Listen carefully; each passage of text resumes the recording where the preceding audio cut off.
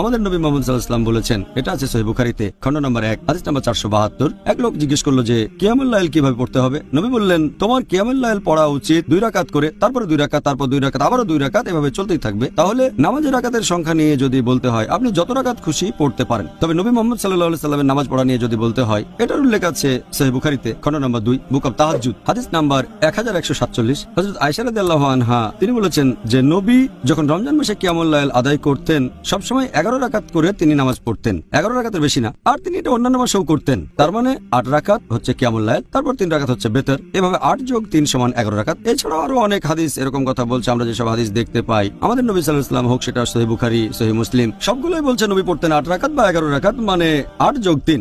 আর আপনি যদি পড়েন মুসান্নাফ ইবনে শাইবা খণ্ড নম্বর 2 পৃষ্ঠা নম্বর 165 ও 166, বলা হয়েছে যে তাবাইনগণ যখন রমজান মাসে কিয়ামুল লাইল পড়তেন, যেটাকে বলা হয় তারাবি, তারা পড়তেন 20 রাকাত। কোন কোন জায়গায় আছে তারা পড়তেন 36 রাকাত। এখন এই নামাজের রাকাতের কথা যদি বলতে হয়, নবী বলেছেন তোমরা 2 রাকাত করে যত খুশি নামাজ পড়তে পারো, তারপর পড়বে 1 রাকাত। তাহলে কত রাকাতের অনুমতি আছে? আপনি যত খুশি পড়তে পারেন, 8, 10, 20, 36, সমস্যা নেই। তারপরে পড়বেন 3 রাকাত বেতর। আর আমাদের নবী পড়তেন 8 যোগ 3 11। তবে আপনি যত রাকাত খুশি নামাজ পড়তে পারেন। আপনি আমাদের বলেছেন যে কিয়ামুল লাইলে আমরা মুসলিমরা যত রাকাত ইচ্ছা নামাজ আদায় করতে পারি, তবে নবীর সুন্নত 8 রাকাত। আপনি সেরকমই বলেছেন। হ্যাঁ, নবী পড়তেন 8 রাকাত। আলহামদুলিল্লাহ।